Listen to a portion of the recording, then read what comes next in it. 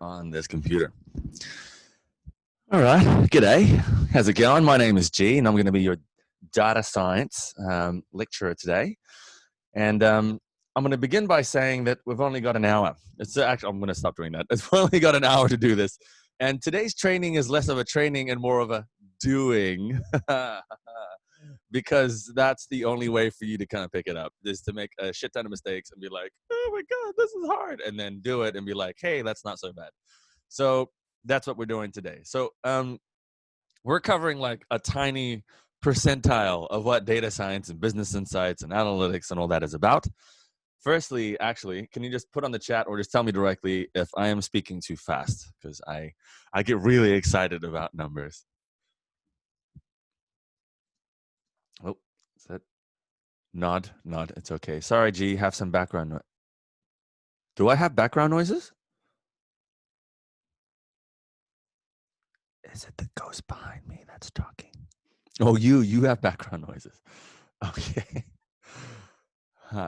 Right. Cool. Okay, so if it's all good, then I will continue. So you'll see lots of these words which might seem a bit confusing, and you may have, and I hope that somewhere you've read about it, because it means you're furthering your professional career and doing your own research and things. But when we talk about data science and business insights and analytics and all that kind of stuff, it's just kind of the same thing. You're essentially using tools and data, a data set to gain insights for decision making. And it looks something like that. But before we go in there, at the idea though, so I'm just going to only cover these two aspects of data science and how we use it at the idea, is for two reasons. Number one, discovery, right? So discovery is finding out something that we didn't know, but would probably have a hypothesis about. And so for example, we do it for waste management. We are asking, we actually, here's a really interesting thing. When we did it for HACK, the Health Awareness Campaign Kampuchea, right? So back in 2018, we did Slapri at this big ass container mall, and we had about 20,000 people rock up, which was really cool. And we're like, this is so juicy. We can go find out about how people are washing their hands, or they're hygienic and stuff. So we had surveys of people going out and asking people if they wash their hands. And everyone's like, yeah, of course I did. And then we observed them. And our hypothesis was that we thought that people weren't washing their hands after using the bathroom, because in our office building at the time, we would see everybody else not washing their hands after taking it. So it was pretty gross. So we had this hypothesis that like 9 out of 10 people didn't do it. And then when we had our volunteers just standing in front of the toilet, just clicking, right? One was clicking number of people. One was just clicking the amount of people that were actually washing their hands. We noticed that 80%, more than 80% of people were washing their hands. And that was super interesting, because that was totally not what we were observing in our office building. So that was interesting, because it told us, oh, maybe we should be focusing our efforts somewhere else. But it actually gave us another insight that maybe people don't wash their hands in just different scenarios. Maybe because everyone else is washing their hands in the bathroom, they just kind of walk over and wash their hands too. Maybe it's herd mentality, social conformity happening. And that was, hi G, please don't use swear words, and please place your webcam window that's showing your face on the bottom left if you're showing your face. Okay, can I not use swear words? I actually don't think that we're going to be using this on our social media, because it's actually going to have some client work on it. But that's okay. I will not swear. I'm sorry. We could beep the thing. Okay. Anyway, back to how and what we use insights for the idea. Discovery and research. And then over on the other side is evaluation through reporting. Now, reporting does two things. It tells people that we actually did our work, which is important. And the second part is, did it work or not? And then what did we find out that we should probably do better for next time, right?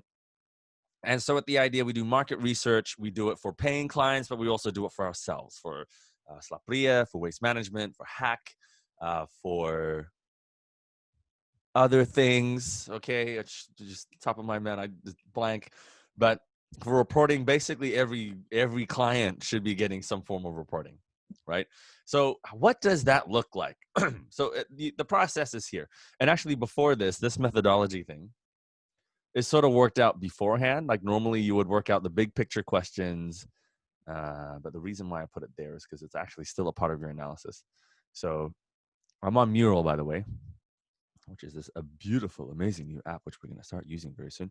So big picture questions, your hypothesis, like what am I looking for? What are we asking here? You know, what's the purpose of this? And then you would spend quite a bit of time on your methodology, because what tools that you use, what answer formats that you ask for, that you offer for certain questions will give you a completely different answer. And it will give you garbage data, biased data, or good data, right? So all this is super important because, and obviously you want good data, but you're still going to get this other stuff as well, right? And actually, I'm going to give you an example very soon, because you'll find how difficult it is actually to design a survey, because the information that you get out of it is either super useful or that's actually not useful at all, which is like 90% of the time. So you would collect it in between here, and I should just do it properly. I'm going to do it now, is field work. Now, I don't know why at the idea we don't do this, but we don't dress into our khakis and wear like the safari hat thing and go out with binoculars and what are those things? The microscopic glass things? So they're not I'm thinking sunglasses. They're not sunglasses. Someone could put it in the chat later, and then I just get over this mental block that I have. Field work. Oh, someone said it. It is a magnifying glass. Yes. Thank you, Kali. 10 points for Gryffindor. Okay, so field work, get your data, and then analysis time. And we would typically call this like a deep dive. You're like going really deep into the data, and you're like, ooh, you put on your big glasses on if you wear glasses, or bigger glasses if you already wear big glasses. Anyway, and you're essentially cross-checking all the data and the questions and the answers that you've gotten with the big questions that you've asked originally, and said, well, are we answering this? Like, does this make any sense? Yeah, and then you're also doing a peer review. A peer review is where you're asking, like, you're getting auditing. So the idea, you would send that to, like, if I'm a principal, I would send it to another principal. I might even send it to a manager. If you're an executive, you can ask anybody on your level and above, and they'll give you feedback on the answer and whether it makes sense and stuff or not, because it tells you whether you need to go for a second deep dive or more field work, which is why we usually write a survey, we fill it out ourselves, read it, and go, ooh, that doesn't make sense, or I need more questions. And then you edit, and then you do one trial, maybe with like a small sample, like 10 people, and then you're like, oh, this is what real people are saying, and that still needs work because the data that I'm getting doesn't make sense. Right? And you do that quite a few times until you get good data, right? But usually what happens is this thing, bias data. Usually what happens with fresh people who don't understand or don't know how to create surveys and stuff, you get garbage data, right? But that's okay. Eventually you refine your questions and your methodology until you get to good data. And there's a lot of things which skew this, and there's a thing called bias, all right? Coming from things like the empathy gap. And there's so many different types of bias, which we're not covering today because of time, but it helps you account for assumptions, right? And how you account for assumptions is really about asking yourself the right questions. So let me just start by saying this whole thing is about questions. Questions, how do we increase our profit? How do we gain more people to, I don't know, clean their hands more or whatever? So all of these are questions. Questions, methodology, questions. In the field work, you're asking questions, and then the analysis, you're like, questions, like, is this actually helpful? Is it helping towards our purpose? And then after you've processed it, you get to insights. Now, insights are like there's a difference between data and information, by the way. So once you get to insight, it's like it's a piece of information, and that will tell you whether or not your target audience is resonating, like that particular Facebook post is performing 90% better than the other 3 that you've made. That's a piece of information. Then you would study that thing and go, how like what elements of this were awesome and that we use to, I'm not sure. I feel like I'm being very animated and I should emphasize this a little bit more. Okay, so data is just like a core raw potato in a way, okay? But you want to eat it. You want to have some beautiful potato chips. And then all this stuff that you do in between gets it to the point of it becoming a potato chip that you can eat it for. Does that make sense? So data is raw. It's the potato. Information is the potato chip. It's the information. Cool. And there's a couple of things here. It helps you answer your KPQ, your key performance question, the big picture question, right? But it also answers a whole bunch of unforeseen questions and other insights. And I'll teach you how to do that very soon. In fact, we're probably going to have 15 minutes to do each thing. Okay. So once you get your insight, you get to an informed decision. And once you get to your informed decision, here's the first question for the day. Once you make an informed decision, what would we expect at the idea? Okay. Knowing what we do at the idea, like up here, right? What are some of the things, examples of results that we get to? Ladies and gentlemen, it is now your time to shine. You can put it on the chat, or you can just like use your mouth and say it as I drink water, tea, leaf juice. No, I'm not calling it leaf juice. It's a travesty. Tea is beautiful stuff. No one's typing or saying stuff. This is concerning. Am I still online? Are we? No, I'm recording. Yep.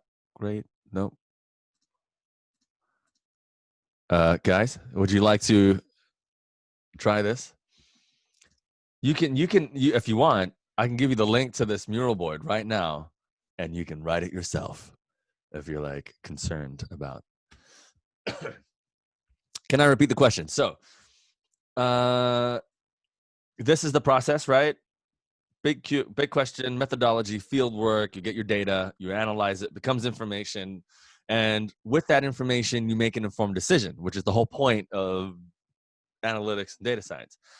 And for the idea, what does that help us do? This question here will tell me that you understand what we're talking about. So if you can answer some of the things specifically at the idea, at our organization, what kind of benefits, or what is the carry-on effect from the informed decision? Carry-on effect meaning, what do we get from it? Which will answer why we do it. And it's important for me to know that you know why we do it, because you will do it properly. If you don't know why we're doing it that way, then you're just going to keep doing funky things, which is not ideal.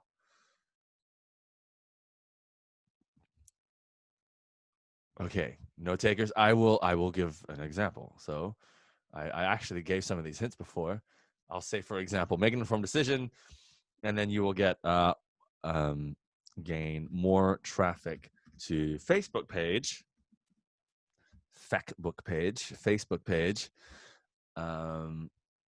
thanks to, I don't know, optimized Facebook posts and boosting, for example, right? So we'd make an informed decision. So we've done all this stuff, like, we've made a few posts, we get all this data, and we're like, oh, this post performed better than that post. And that's information. And then we sort of hypothesize on why that worked. Yep, there we go. Sharper messaging, execution. Yeah, execution. Hakyun, I know you know better than that. You got to give me more than a one-word sentence.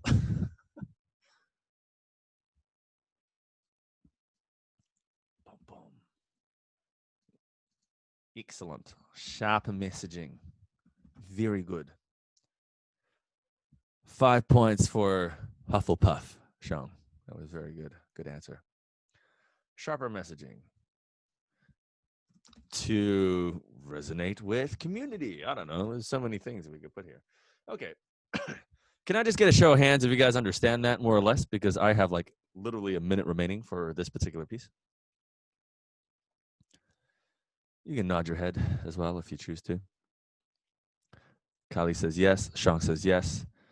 I like that senior management is like responsive. Where them interns at? Yana, where are you? Suck you. Okay, good. Great. I can move on now. Great. So you guys understand this and how we do it and go about doing it. Great. So we're going to explain this with 2, maybe if we have time, 3 examples. So Kanara has been working with me on leading with empathy. And we're starting with a KPQ here, actually, with this hypothesis and assumption, which he's created some surveys for. And we're going to fill some of them out, and we're going to go through the surveys together. Okay, and we're going to come up potentially with some better answers together. Okay, so For Leading with Empathy, if you don't know, it's a corporate personal leadership course on, being more empathetic as a leader to achieve better results in managing your team and also entrepreneurship skills. So the question here, the big question, how many employees really understand the struggles of their boss, right? Because we're always talking about, when we talk about empathy, people have to like empathize for their team, but we never talk about it the other way around. People forget their boss have feelings. Yeah. They're human too. I'm human too. Shang's a human too. Kali's crazy. I don't know if he's a human. She's like a machine. Anyway, so here we always saying, because I was using it for the website, our research has found that percentage of employees have never thought about it, and of the percentage of employees who believe they do, only percentage were aligned with their boss about it. With this amount of assumptions and misunderstandings in the workplace, we can see why there is such a big gap in project ownership. Project ownership is where the team members feel like accountable, responsible for the project, and job satisfaction. And even more importantly, how can we trust that our team members understand how their work impacts the team or organizational objectives if they don't understand the struggles of their boss? Because what the boss is doing is definitely big picture strategy stuff. But if the team members don't understand that, how are they helping the company? That's a big ass question. That's important. Sorry, I swore again. I meant big ass as in ass as in donkey. So a big donkey question. So what we have here is two things. We've got a KPQ, a big question that we're asking, like how many employees have actually genuinely thought about the struggles of their boss, and all that percentage who think that they do. So this percentage and that percentage is actually the same. How many were actually correct, right? So those are some very interesting assumptions. So clearly we can ask some questions about it. Before I move on, I'm just going to say that this is here, but this also belongs here. All right, because we'll frame this as an insight. So it's actually our hypothesis, and what we got to do all the way here is just find out if it's true or not, and what that number is, what that data is. So off the bat, we're just going to do a light brainstorm, and please let's talk about it on the let's actually use talk as opposed to chat, please. What are some initial thoughts that you have about this already? So for me, there's already two big things which stand out right away. If we were to do a survey or surveys, and that's a hint already. I'm going to think about it.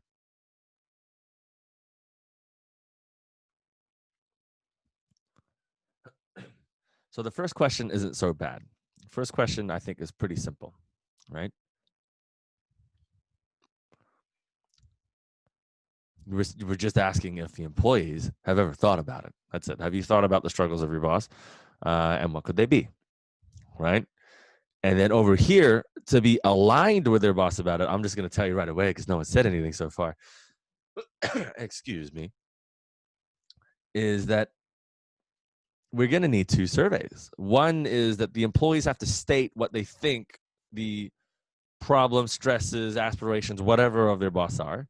And then they're going to have to ask the boss what their aspirations and stresses are and actually align them and see if they even match. Because if the boss says, yeah, like I think that they empathize, and the team member's like, yeah, I think they empathize. But if the results like are like 10% aligned, like they got like 1 out of 10 correct, then they're not actually aligned, are they?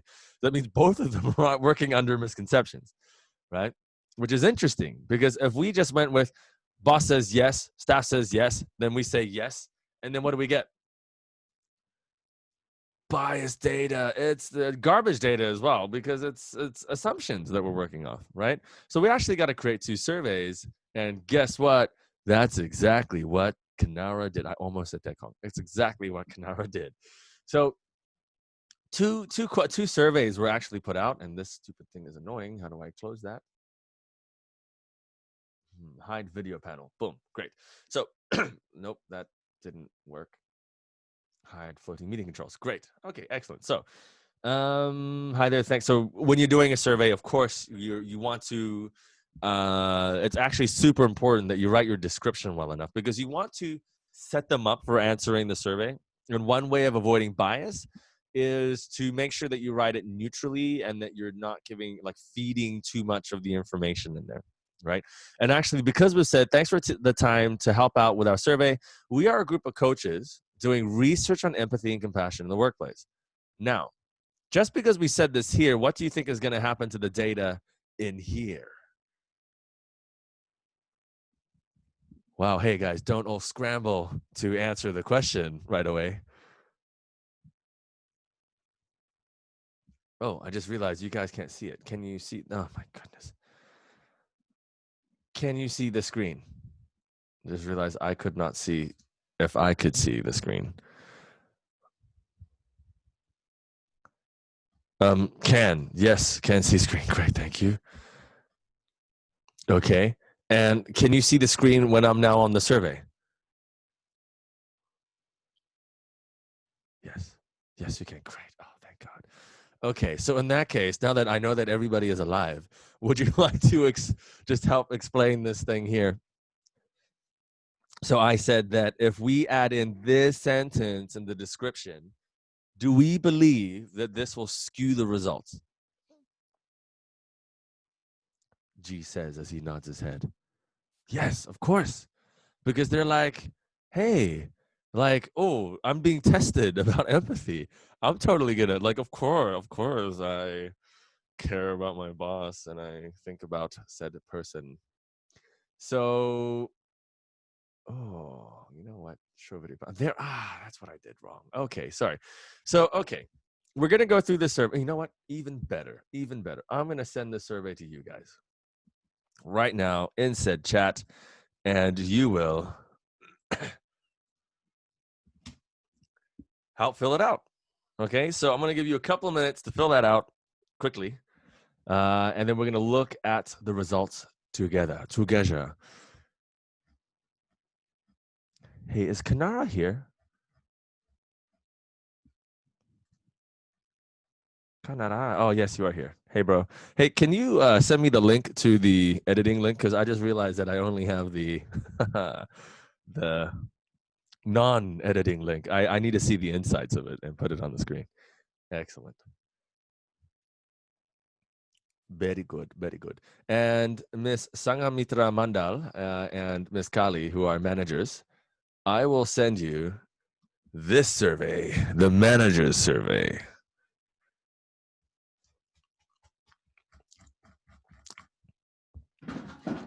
If you could fill that out, please. Great. Please just say that you guys have filled out the survey while you're there.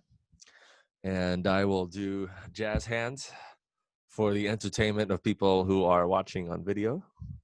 Jazz hands, jazz hands. Oh, maybe. No, I'm not showing pictures of my children. I don't know who's watching this video. Okay. After this thing, we're going to do the report item, and then we're going to go into Idea Facebook page. Okay. Coolio. I could put on music in this time. I will do that.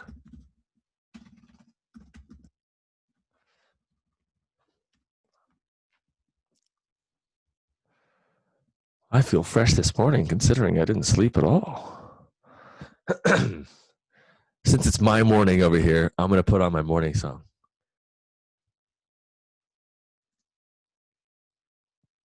Which is playing very soon.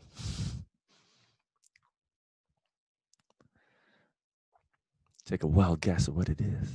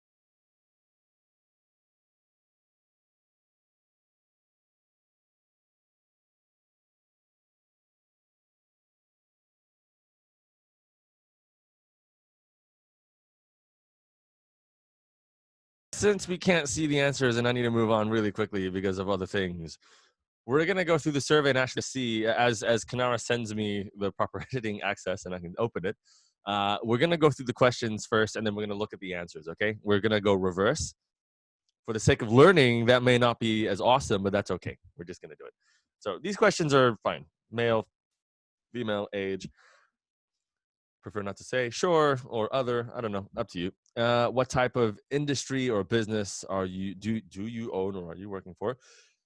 Fine. Do you think it's important for the employee to understand the struggle of the boss? Yes, no, maybe. And there should be something else here, right? Because if you're going through this, it might not be even maybe. You might be like, oh, I don't know, or I've never thought about it, right? Because I've never thought about it, guess what would answer this question here? Where was it? Our research has found that percentage of employees have never thought about it. So actually, guess what? I'm gonna turn off this thing, video controls. Okay, there we go. So that would be a question that you would have here, right? And then now if we're talking about describing conflict or stress in the workplace, okay, it is helpful as supplementary data to answering the question that we have about whether or not they understand each other's struggles. Because when we're talking about struggles, we're implying conflicts, we're implying stress. We're seeing if people really get it or not, right? If they are able to empathetically communicate with one another, and if they really understand what each other is saying. I am slightly struggling with my Zoom controls. Just a second, please, as I hide video. Okay, there we go. So this would be great. So let's explore that.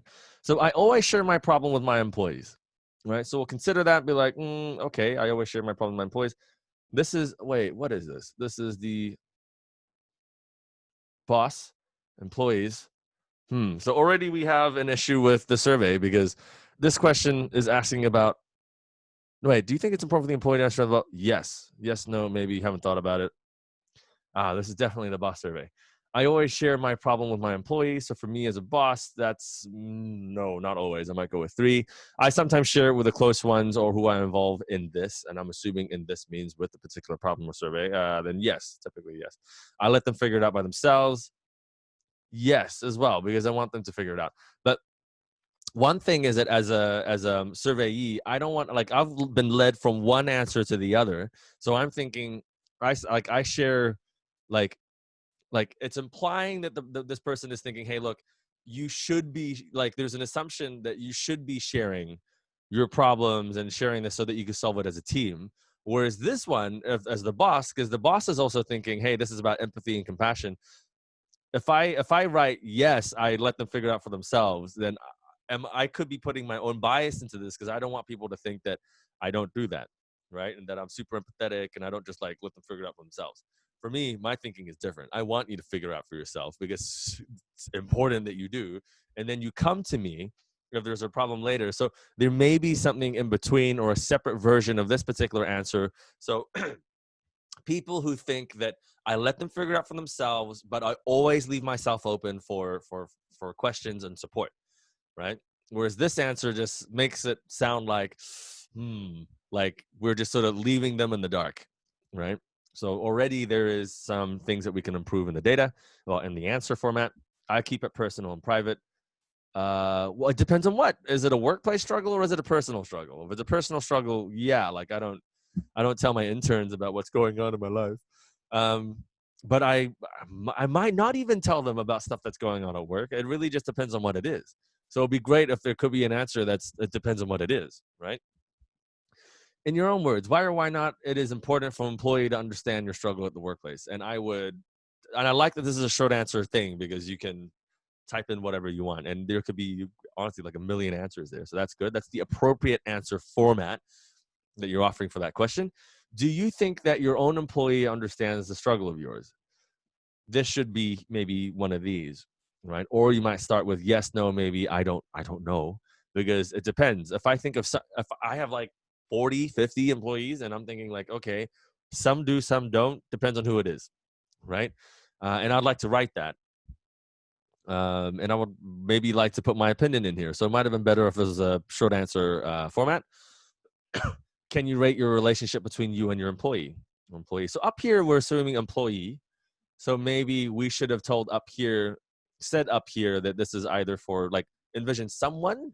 And if we're thinking of the someone as someone with a good relationship, a bad relationship, but either way that creates bias and it creates a different series of things. Or we could start with, hey, think of someone, right? So you got a persona in your head, you describe that person, and then you have a question that separates the data. One that says, would you say that your relationship is positive, empathetic, for example, or not positive and not very empathetic? Or you don't have closeness with that employee. And then at least for you within your data set, you can separate that answer and go, okay, employees that have positive relationships, they said this. The ones that were negative, they said that. Yole. Does that make sense, guys? Yole, what yole? Just chat in the thing. Yole. Nice, Sean. Very responsive. Okay. Responses. Let's see. I'm going to continue going with what I said where I was. So this is the boss survey still. Can you rate your relationship? Okay, so me and my employee are quite close. We share personal time together. Well, some yes, some no. Right now, no, because I am halfway across the world. Me and my employee are, oh no, some do. I'll try and have a beer with someone every now and again. Me and my employee are able to confide, I imagine, in each other. Our relationship has a limit. This is almost an oxymoron because to confide in each other means that there is not just tolerance, but there is a level of vulnerability that we're already giving. And to immediately say it has a limit, maybe what you mean here is like, but this has a particular limit, but the limit is there. I don't know. You would frame it differently because this makes it sound like it's the opposite of each other. Right? More than half of my team members feel like they can inform their problem they are facing. And for me, I guess we could be more clear. And so you'll see, by the way, that there's so much about the pedanticness of our grammar and the English that we're using, because if you frame it even with one word differently, it could give a different impression to the person answering the survey. And then now your data becomes garbage data. So that's not what we want. We want to make sure that it's all correct. Right? That's why we spend so much time at the idea on this whole surveying, and then do this survey, come back, do this survey, come back. Right. Last ones. Have you ever had a misunderstanding or miscommunication at your workplace? Wow. Okay. Well, misunderstandings and miscommunications are like a scale. There's more. It's not just miscommunication, right? I'm sure that's a yes or no answer. It can be, but for the sake of this, we're also really curious to answer this particular question here. What kind of, what kind of alignments are they? Because these miscommunications, for example, they might understand that they're misunderstanding the same thing, but then they might feel differently about it, right? And so we might have another metric that we have to measure based on that particular question, right? Which for me, as someone who's looking at the data, finds very interesting, because my decision making is that I have to develop an entire course for it, right? So there we go. Do you think that you are able to paraphrase a misunderstanding at your workplace? Oh, this question is tough. So we have to assume that they know what paraphrasing is. The base form of paraphrasing is just to say what they're saying in their words. But there is for the ones who have done the leading with empathy training, you understand what we're trying to get at here. You know that you have to practice active listening, really listen and ask questions. Are you feeling this? And is it because of that? And trying to identify their needs, right? And that's why we perform this action of paraphrasing. But if we're sending this to people who have never done this sort of training, have never had that kind of soft skills skill, then this might not make sense. I would say that, do you think that you're able to paraphrase a misunderstanding at your workplace? I would like to say yes for me, and you would hope so, seeing that I train you guys for this. But for another person who's never seen this, do you think that you're able to paraphrase misunderstanding at your workplace? I would say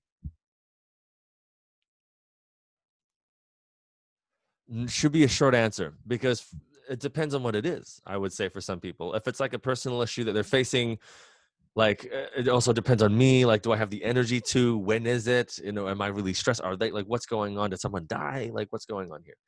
Right. So let's look at the answers for Which one was this? This is the, see, that's the thing with the title. We have to label things correctly because most of these are called Leading with Empathy Survey, V1, V2. And yeah, I don't know which is for the boss and which isn't. You and your employee. Okay, this is the boss one. Excellent. I would like to see the other one. So, okay, most female, that's fine. Consulting get you.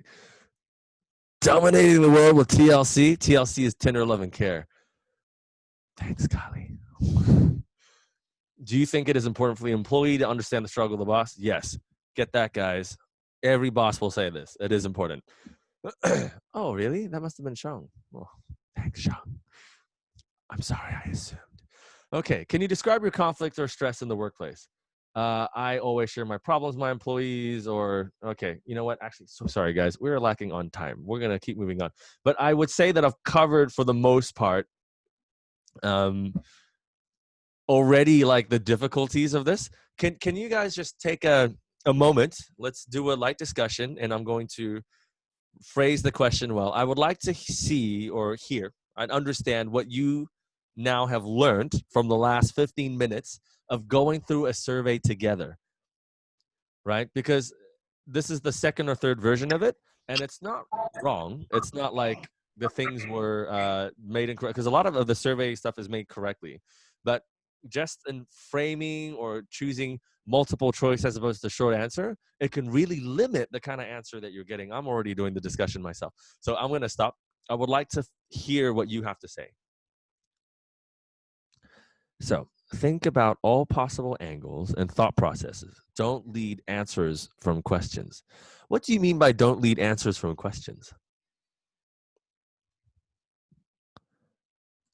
One of our attendees asked a very good question. Don't lead people to the answers from the questions you ask. Yes, because it creates this thing starting with a B. Bias. BS. Bias. Yes, exactly. Very good. Any other thoughts? So, Kali, I would love to hear an opinion from Kanara or Take Home. Who else is in this meeting? Oh, Hakyun. Hakyuninator. Yeah. Or Kanara, who has been editing all the Leading with Empathy videos. Have a consideration, or Sakyu as well, actually, because you've done some of this whole analytic stuff with me for the waste management stuff. I'd love to hear what you have to say.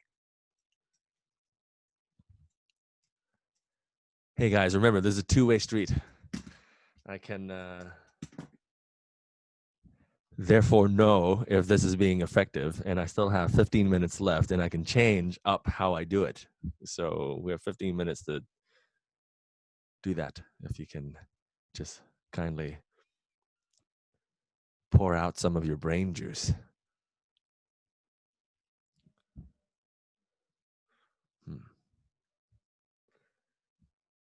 Okay, I am not getting anything from everybody right now other than Kali, so I'm gonna get moving. Yeah, no, okay, we're gonna be very specific about the context, Bin, which the questions are being asked. Or in the context? Yeah, yes, exactly, Sean. Got to be super specific.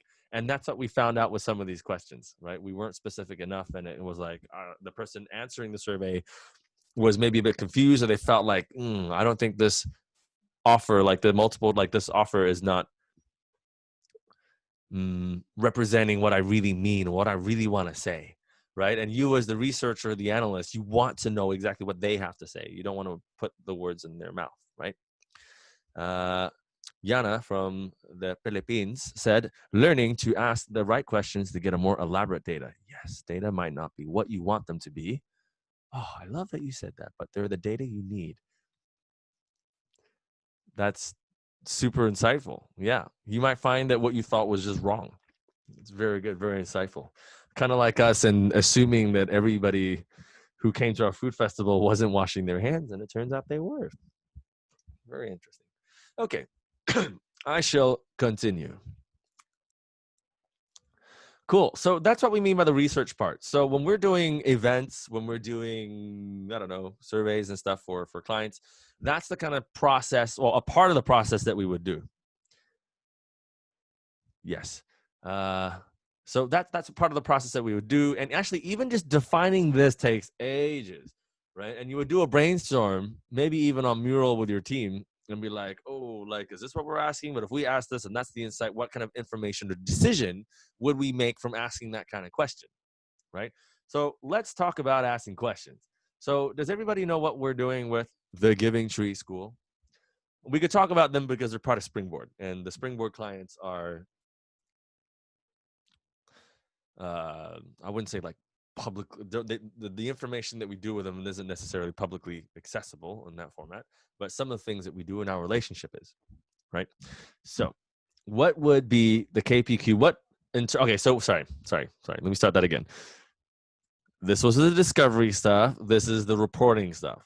Okay. And so we're going to ask the question to figure out like what we're trying to analyze, what kind of data, what kind of information that we need to answer a question. So right now we're formulating that question. And the project is the Giving Tree School because we already actually have a relationship with them. And we're doing communication activities. We're consulting them for their branding and strategy. So in the report that we're generating, right, that has information for better decision making, what kind of information would we be looking for? And what kind of question would that be? Like, how would we go about answering those things, right? Oh, wow. Okay, good time. So seeing that I have less than 2 minutes, you can just put your thought dump into the chat while I write something. So, for example,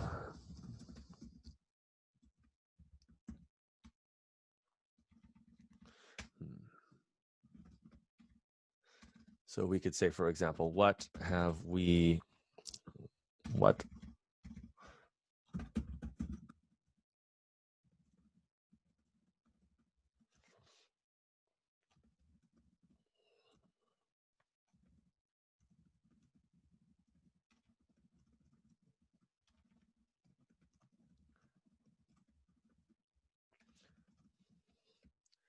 I'm just coming with this on the fly, by the way. So what communications and branding activities should we be doing and are effective for the Giving Tree International School in order to be positioned as Cambodia's most affordable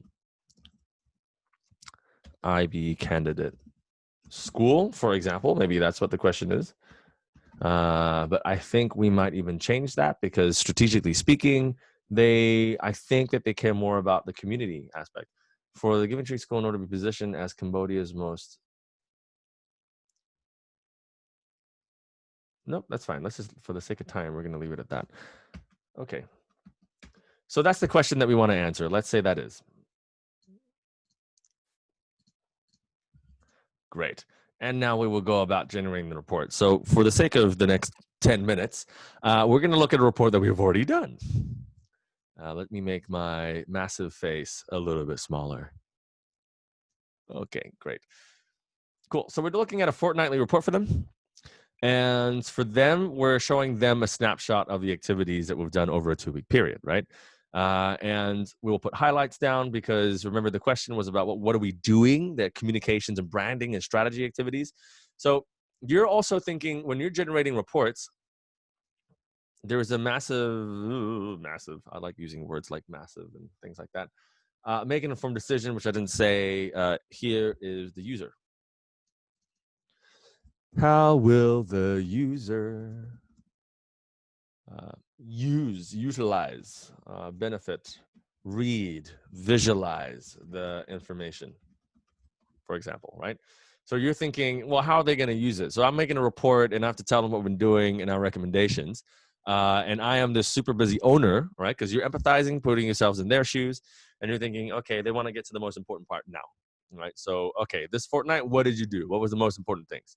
So that particular week, we did this whole thing with reopening communications. We wrote newsletters.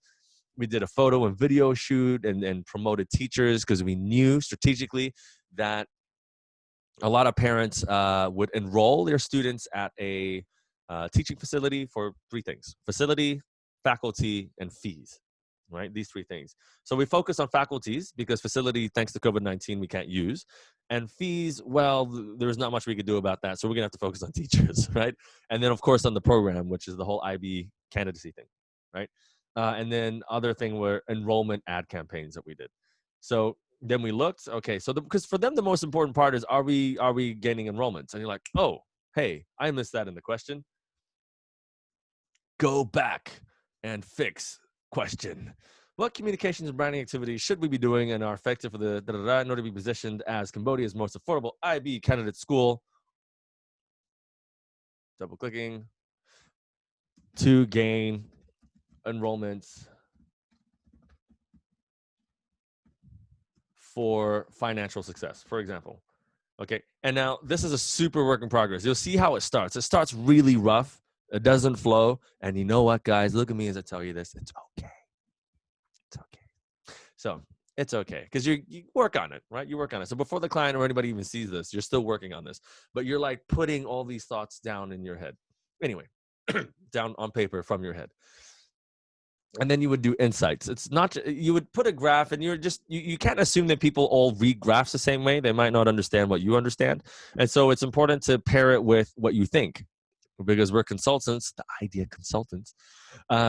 We have to consult and say what that means. So we saw a spike in inquiries from the first round of ads in the third week of July. Third week of July, boom. Okay, that's where that came from. I didn't know because I'm just looking at a graph and I just see this whoop thing, this fucking random hill. Right? Okay, now I know where that hill has come from. More than half of the inquiries come from Facebook. Oh, that's interesting. I did not know that. Facebook is working. Many new inquiries are asking what age group TGTIS accepts. They're asking what, so maybe we should be doing some communications about age groups and targeting parents and by using, I don't know, photos of kids at a particular age. And they're like, oh, that kid's the kid of my age, and I will do that. And that might prevent this and get more inquiries maybe because we're actually answering their questions. Interesting data, right? Okay, moving on. By the way, how's my speed? Is it okay? Nod your head if it's a yes. Okay, moving on. You can just type for me and then I can like peripherally see if I need to slow down. Okay, so then we're just doing a rough snapshot on what's actually happened, right? So post engagements, like, okay, what did we do on Facebook and how it's all working? And they'll look at this and go, okay, lots of greens, lots of things going up. Looks like things are going well. And they may or may not understand this. What we used to do in our reports was explain some of these things. And then we were like, that wastes a lot of time. We're not doing that anymore because you pay us to know what these things are. And you pay me to tell you these things, which is the big picture questions, right? And I'll be like, hey, next round of communications, we're going to do age group based comms. Why? Because all these inquiries are asking for these things. Data. Love it. Now it's information. Okay. Event engagements, which we didn't boost, which is why it was low, what we did on Instagram. And now this is just the sourcing where you get it from. And we're very lucky because we don't have to count these things. Can you imagine 30 years ago without digital marketing and media and platforms that people would have to go around like knocking on doors with a survey and like, did you watch this TV channel? Did you watch this show? And try and work out ratings and things in order to do all this. Now we just go on Facebook, click, and boom, it's all here, right? And so we can make decisions faster.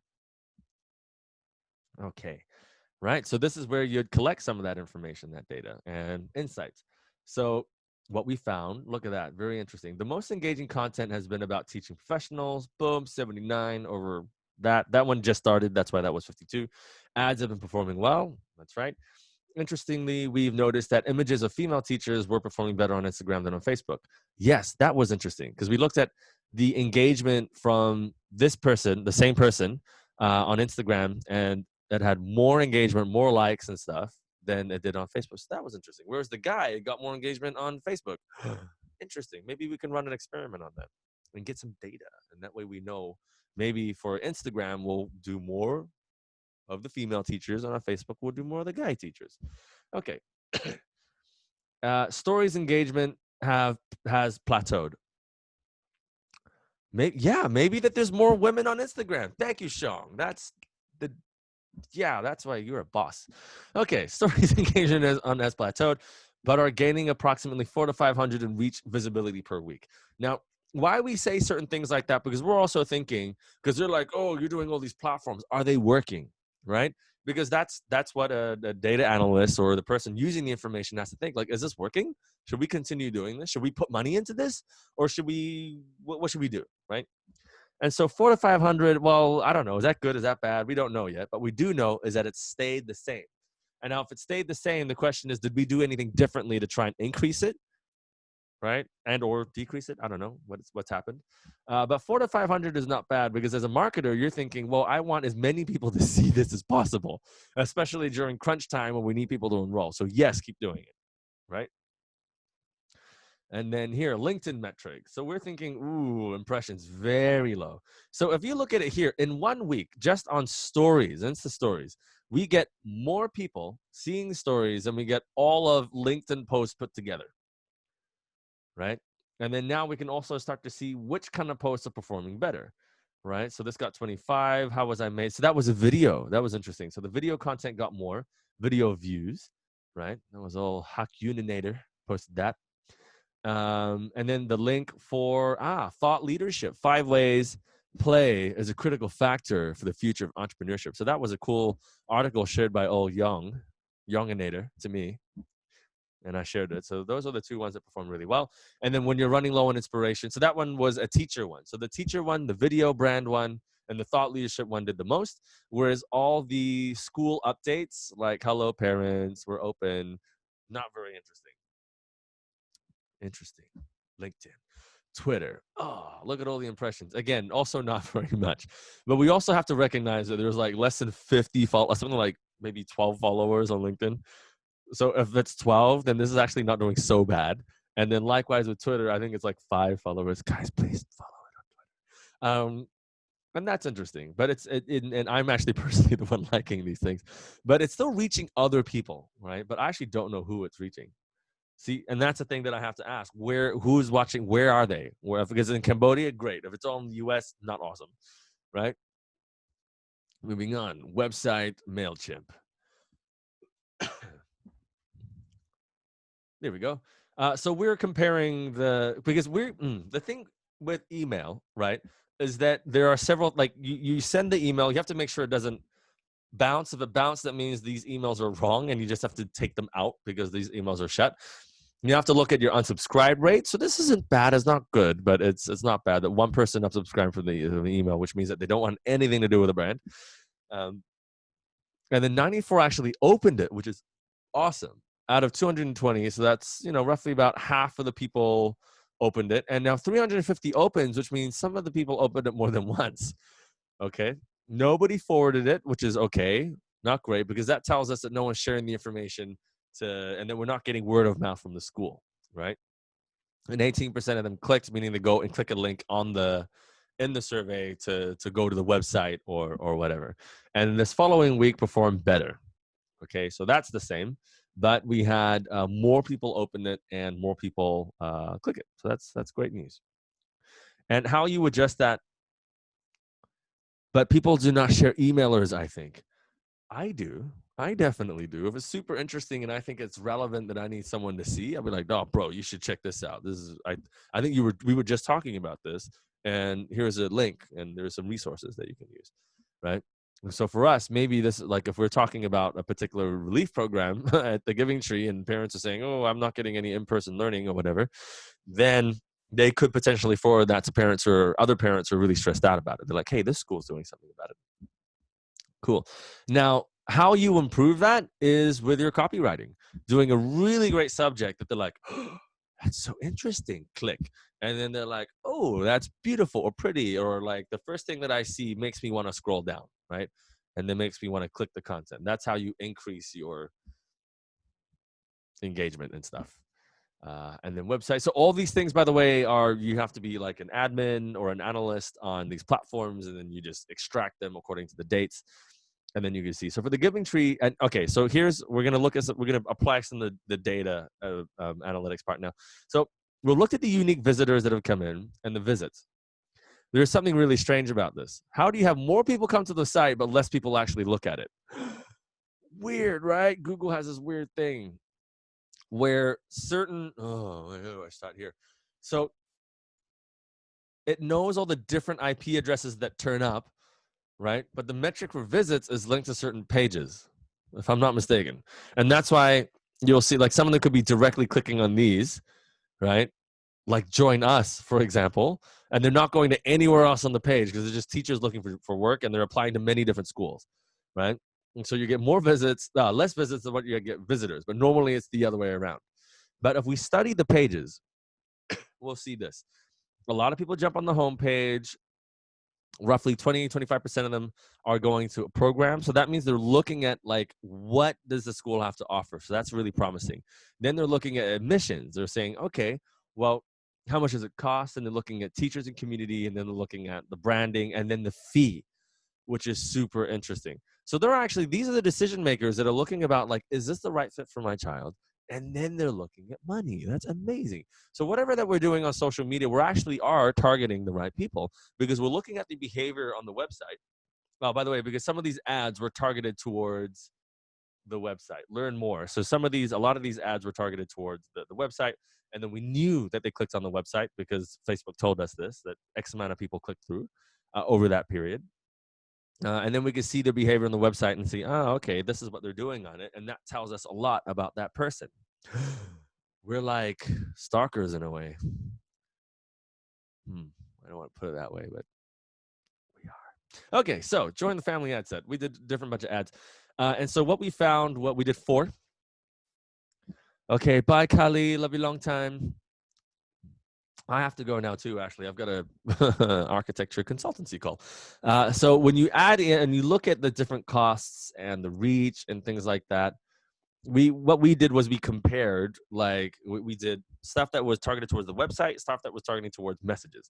And we found that messages were way more expensive, $1.17 compared to, that was messages too, 4 cents to get to the website. Right? But the thing is, for the message, they're converting directly, right? And so we have to do some math. If the school fees are $1,000 and it costs us $1.54 to get this person just to talk to us, that's worth it, right? But that's assuming that you're able to convert, right? But if you convert something like 1 in 100 and it costs you, I don't know, $154, but you get $1,000, that's totally worth it. That's still worth it, right?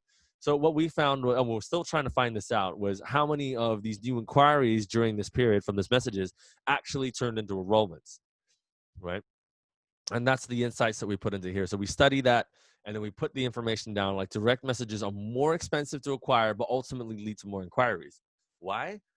Because we noticed that from all these visits, not many people actually enrolled in the end, right? And so that funnel got another step that you had to go to the website and then you contact us, right? So it's actually harder to get in contact with the school. So it's actually better to get direct inquiries from them, right? And ad campaigns have thus far been effective, led us to 2 conclusions. Here we go. Traffic on the website has increased thanks to the ad campaign. Great. 2 conclusions. No, that's 3 conclusions. Traffic to the website has increased with 525 new unique visitors. Okay, sure. And enrollment inquiries to the website have been consistent at roughly 2 per week. So that's a concern because we were expecting more during the ads, but they didn't increase the same way, implying that the website content and design experience can improve to increase inquiries. So if we change it up, maybe more people would improve. That's an assumption, but we're coming to an assumption from what we've studied so far. And or the market situation is still deterring parents from inquiring. We know this is actually the case because we did another survey to find out why people, well, what parents' stresses were, and it was that they wanted to send their parents to school. They're not interested in virtual learning, which is why we're also getting a lot of questions about, are we open in phase 1 and are you doing online learning because I want to send my kids? And some of them are directly saying, I'm only enrolling once you guys are actually open. So a lot of the data is pointing towards this, right? We are inclined to believe it is a mixture of both. I think it is, but mainly towards the market situation, right? Cool. So that's essentially how you would go about doing a report, and by answering this big question, so you know what kind of data and information that you need. And that's what we do with the idea. And these 2 little bubbles, these cute little bubbles. I'm going to stop sharing my screen. So evaluating report and research. Now, before I go, does anybody have any questions?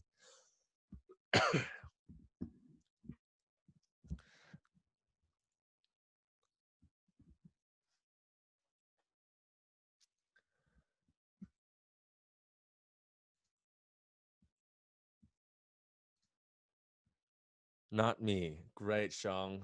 But you're a genius. Of course you wouldn't have questions. No, but geniuses have the most questions, actually. That's, yeah. If not, guys, can you do me a massive favor? A massive favor. Webinar feedback. Haha. And I will.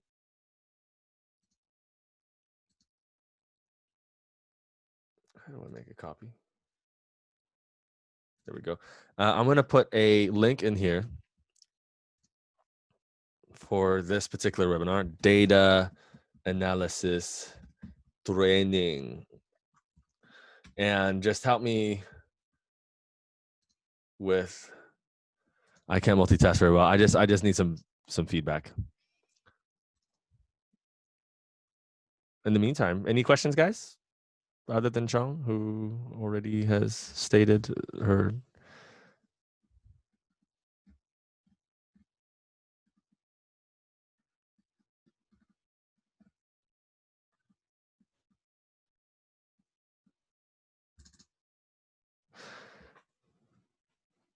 Are you guys even there? Because no one's even typing anything. This is concerning. No, Tech Hong Mien. Mien Panaha. Sorry, I just get into this stupid phase of speaking Khmer. Okay, I am sending you said questionnaire right now. Copy and paste. Okay, that's the survey there. That was to Hong privately. Sorry. Boom, that's the questionnaire there. Great. If you guys had a great time, please like and subscribe. Yeah, I'm not so funny. Yep. Thanks for the presentation. I know it took you a lot of effort to do the report with TGT. No questions. Hey, do you and Chang Li think that you can do a report yourselves now? Because that would save me a lot of stress and time.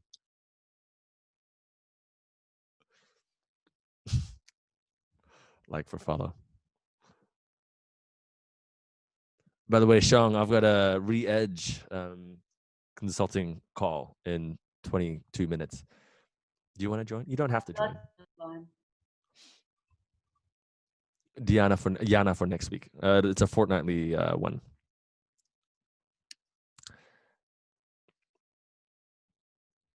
Shang, you must be busy. So I'm going to go now. All right, guys. Please help me fill out the survey.